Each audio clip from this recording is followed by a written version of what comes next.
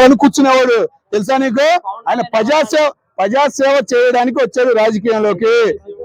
15 సంవత్సరాలు చంద్రబాబు నాయుడు గారు ఎలా చెబితే అలా వింటాడు, జనానికి ఉపయోగపడే పనులు చేస్తాడు. ఎవరు సేవలు చేస్తారంటే రైట్ రైట్ రైట్ రైట్ మంచి మాటకొచ్చు.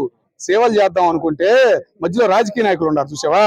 నాకు ఒక 100 కావాలి 200 కావాలని తీసేసుకుని 200 పని చేయట్లా 10 రూపాయలు పనే చేస్తున్నారు. అట్లాంటి పనులు చూసి తీసుకున్నాడు. దాంట్లో తప్పేముంది మరి? అరే తీసుకుంటాడనా, దాని టైం వస్తే దాన్ని తీసుకుంటాడు. ఇప్పుడు చంద్రబాబు నాయుడు గారు ఉన్నారు కాబట్టి కొద్ది కంట్రోల్లో ఉన్నాడు. అది మరి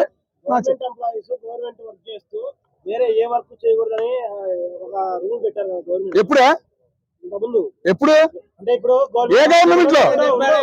అరే ఏ గవర్నమెంట్ అని అడుగుతున్నానా? గత 5 సంవత్సరాలు పరిపాలించిన ఆయన గారు గవర్నమెంటే కదా. మరి చెప్పే అందరికీ తెలిసే అన్న. గురువు తెలుసా? చదువులు చెప్పే గురువుల్ని వైన్ షాప్ కాడ పెట్టిన ఘనత మీదే. ఎందుకే మీరు మాట్లాడతారు? ఆంధ్ర రాష్ట్రం అవతరణ ఎప్పుడు జరిగిందో తెలియని వాళ్ళు వచ్చి తెలుగుని మళ్ళీ ఇంగ్లీష్ 1923 1923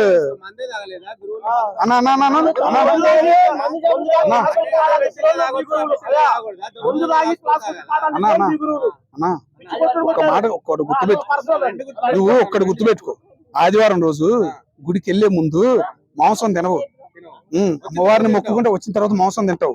అర్థమైందా? సేమ్ అట్లాంటిదే. ఒక దేవుని తీసుకెళ్లి వైన్ షాప్ కాడ పెడతావన్నా? చదువు చెప్పేవాడిని తీసుకెళ్లి వైన్ షాప్ కాడ పెడతా? ఏం మాట్లాడుతున్నావన్నా? అదే మీలాంటి వాళ్ళు, అదే దేవుడు విలువ తెలియని మీలాంటి వాళ్ళు, అదే దేవుడి దగ్గర ఎట్లా కూర్చోవాలో తెలియని వాళ్ళు నీతి సత్యాలు చదువుతుంటే పరమ చండాలంగా ఉండిద్ది. ఓకేనా? గుర్తుపెట్టుకో. ఇంకా అరే చెప్పేగానా? అదే దేవుడి ముందు కింద కూర్చోలేని వాళ్ళు మీరు కూడా మాకు క్వశ్చన్లు వేసేవాళ్ళు అయ్యారు. అది అంతే. చెప్పే అన్నా, నువ్వు వైసీపీయా టీడీపీయా అన్నా? నువ్వు వైసీపీయా టీడీపీయా? ఏది కాకపోతే అర్థం కాదు. టీడీపీ అయితే కుర్చీ అని అర్థమైంది, వైసీపీ అయితే కనుక పేట అని అర్థమైంది. అర్థమవుతుందా? నువ్వు ఏది కాకపోతే అర్థం కాదు. నీకు అది క్లారిటీ ఇస్తున్నా అన్నా. నేను చెబుతుంది అదే. నువ్వు వైసీపీయా టీడీపీయా? జనరల్ అయితే అర్థం కాదమ్మా. జనరల్ అయితే అర్థం కాదు. వైసీపీ వాళ్ళు అది కుర్చీ కాదు పేట అంటున్నారు, టీడీపీ వాళ్ళు కుర్చీ అంటున్నారు. అమ్మా నేను అంటుంది అదేనమ్మా. తెలియదనే చెబుతున్నా, సామాన్యుడికి అర్థం కాదు అని నేను క్లారిటీగా చెబుతున్నా నీకు. నేను మరి కుర్చీకి పేటకి తేడా తెలియని వాళ్ళు కూడా ఉన్నారు మన రాష్ట్రంలో. అన్నా ఎవరు నాయకుడు అని నేను అనలా, దేవుడు అని నేను అనలా, రాజకీయ నాయకుడు అని చెబుతున్నా. ఎందుకు కాదు? జగన్ ఎందుకు కాదు? ఎవరు దేవుడు అంటే నేను ఒప్పుకోను. చంద్రబాబు దేవుడు అన్నా ఒప్పుకోను, జగన్మోహన్ రెడ్డి దేవుడు అన్నా ఒప్పుకోను. ఓకేనా? అది ఆయన ఎందుకు దేవుడు అవుతాడు? ఆయన సినిమా హీరో అమ్మా. అది ఆయన సినిమా హీరో, ఒక రకంగా రాజకీయ నాయకంగా. నిజమా? బా చాలా హ్యాపీ అమ్మా, మంచి మాట చెప్పావు. నాకు చూస్తే కనుక చాలా హ్యాపీగా ఫీల్ అవుతారమ్మా. ముఖ్యంగా జగన్ ఫ్యాన్స్ కూడా చాలా ఫీల్ అవుతారు, హ్యాపీ. అన్నా ఏం ఆ విషయం నాకు తెలియదే. ఎందుకంటే ఈ మధ్య కాలంలో గుళ్ళకి కూడా వెళ్తారు, ఇంట్లోనే పూజలు చేయించుకుంటారు. మన అధికారం 5 సంవత్సరాలు ఉన్నప్పుడు తిరుపతి దేవస్థానం కూడా ఎక్కడికి వచ్చేసింది, ఇంటికాడికి, తాడేపల్లి ఫేమ్ హౌస్ కి.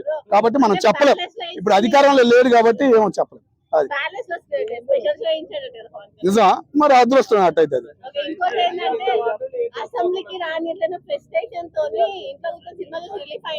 అమ్మా నేను ఒక్కటి చెబుతున్నానమ్మా, అసెంబ్లీ రాకపోతే రాజీనామా చేసేసి అదొక హ్యాపీనెస్ ఉంటది. ఒక నాయకుడిగా నిన్ను గుర్తింపు వస్తుంది.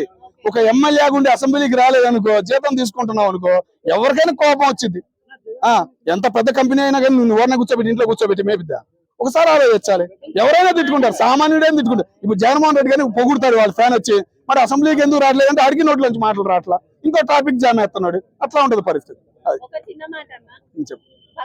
ఉస్తాద్ భగత్ సింగ్ ప్రమోషన్స్ టైం అంటే రిలీజ్ అయితే 2 రోజులు 3 రోజులకి ఏపీలో ఏ సభ పెట్టినా, ఏ మీటింగ్ పెట్టినా పవన్ కళ్యాణ్ గారికి, లోకేష్ గారు కానీ, చంద్రబాబు నాయుడు గారు కానీ ఉస్తాద్ పవన్ కళ్యాణ్ అని చెప్పే మాట వచ్చి అంటే సినిమాని ప్రమోట్ చేశారా? చేస్తారు, దానిలో తప్పేముంది. నాయకులు అయ్యింది, ప్రజల ఎందుకు చేయకూడదు? ఎందుకు చేయకూడదమ్మా? ఎందుకు చేయకూడదు? ఎందుకు చేయకూడదు చెప్పు. ఏమైనా ఉందా? రాజ్యాంగంలో నువ్వు రూల్ రాసావా? సినీ ఫీల్డ్ నే పైకి తేకూడదని రాజ్యాంగంలో నువ్వు రాసావా? రాజకీయ నాయకుడిని ముఖ్యమంత్రిగా చేసిన మన ఎవరో ఎన్టీ రామారావు గారే సినిమా. మరి ఆయన ఒక గవర్నమెంట్ ఎంప్లాయర్ రిజైన్ చేసి సినీ ఫీల్డ్ కి వచ్చి రాజకీయ చరిత్రను మార్చాడు. ఒక్క మధ్య అక్కినే నాగేశ్వరరావు ఉన్నాడు చూసావా? ఆ పుణ్యాత్ముడు వచ్చి హైదరాబాద్ లో ఉండటం వల్ల ఆంధ్రాకి ఈ రోజు విలువ లేకుండా పనికి మాలిన వాళ్ళందరూ మాట్లాడే పరిస్థితి తయారైంది. ఆయన అక్కడే విజయవాడలో గాని కర్నూలులో గాని ఉన్నట్టయితే దేని దగ్గర ధనం అది పరిస్థితి. అది అర్థమైతే నీకు ఎప్పుడో అమ్మా ఆంధ్ర వాళ్ళందరికీ అర్థమైంది. ఆంధ్ర వాళ్ళందరికీ అర్థమైంది. అది అది గవర్నమెంట్ స్కూల్లో చదవాలి అది.